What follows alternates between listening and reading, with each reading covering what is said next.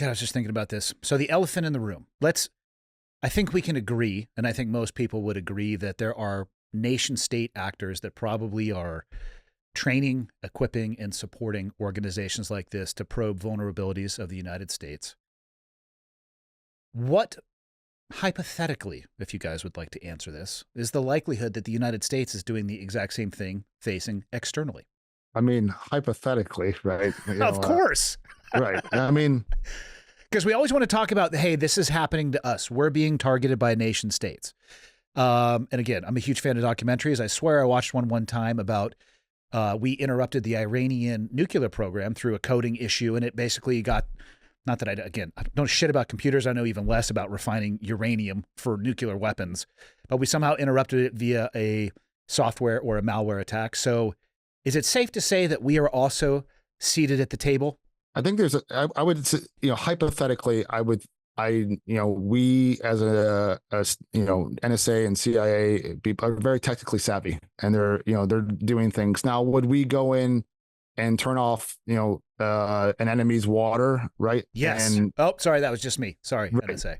Right. Like hypothetically, in my professional opinion, not Dragos, Kyle's professional opinion, we go to World War III, it's going to be very cyber and it's going to be very kinetic.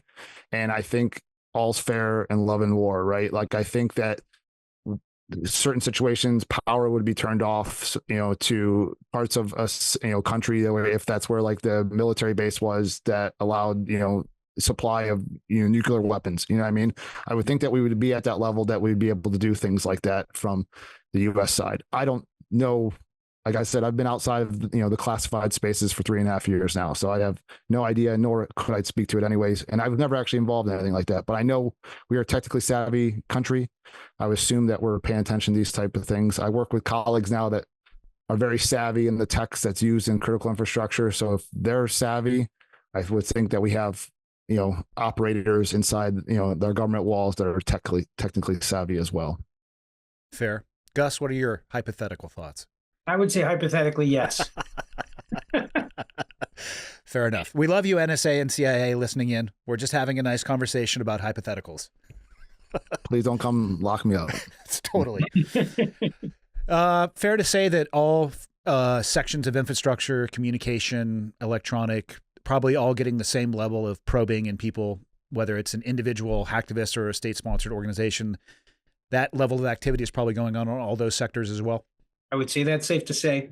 And all of them have unique challenges and impacts to being an underpinning of society, for sure. Yeah. From both of you who are obviously experts in this field, what is your level of, 1 being not very concerned, 10 being, hey, like catastrophe is on the horizon, that foreign hackers could actually shut down the water systems here in the US to the point where it would be a National Guard type catastrophe? 1 low, 10 high. Gus, you go first.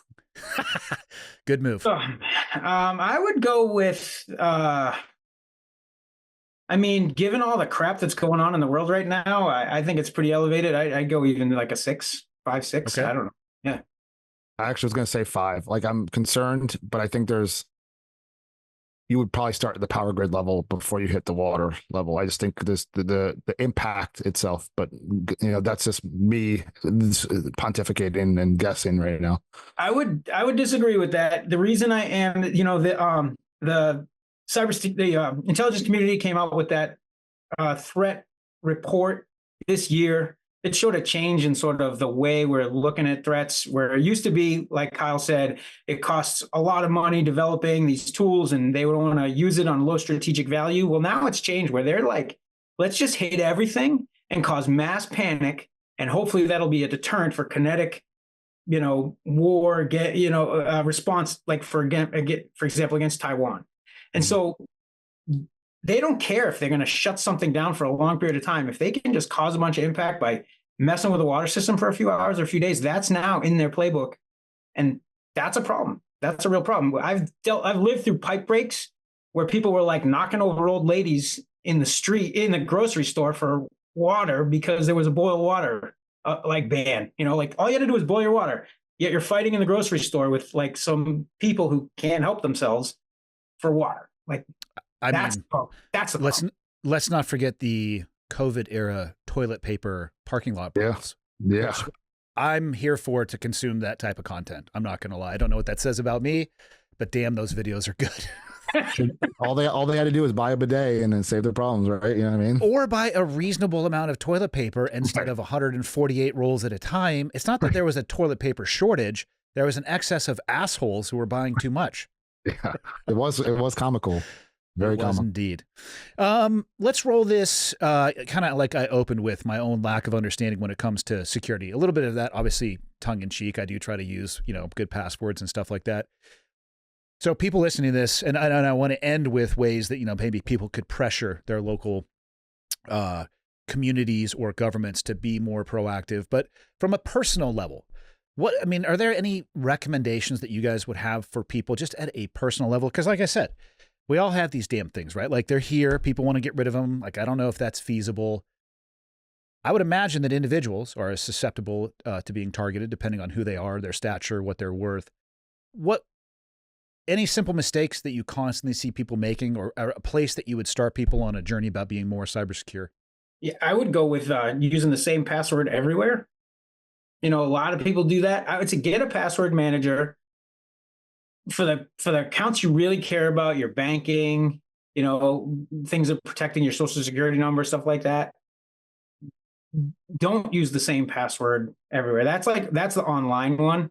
And then in the general sort of critical infrastructure resilience thing, have some water, have some food, be ready to get through whatever. It's a natural disaster or a cyber incident. Like, don't be the sheep. Yeah. I mean, we have a lot of redundancy, my wife and I, and my wife's also in the cybersecurity field. So like, we think redundancy of things is when it comes to, play, especially since like nature work that I do and, tracking certain things. But password manager, like Gus said, and add two-factor authentication on all your stuff, right? So for your Gmail and your Twitter account and your Facebook, where it says add two-factor authentication, whether it's another app you use or a text message you get with a 5-digit PIN code, or it sends it to your email, it's yes, some of that can be intercepted if someone has your email password, but it's better to have two-factor authentication in place than not. I'd say start there and use strong passwords. These password managers allow you to create complex passwords, and then you store that complex password in the password manager that is encrypted with one password that you don't use anywhere else and that you can memorize and type, right? Then you don't have to worry about memorizing all your strong passwords, right? But I would do that, and then that way it's the ability to attack them is slimmer chance, right? So, but do that for everything you can. On every app service nowadays has a two-factor authentication enabled, and most of them that don't, then just use some dummy password that you'll never ever use again, some made up thing, right? So that type of approach.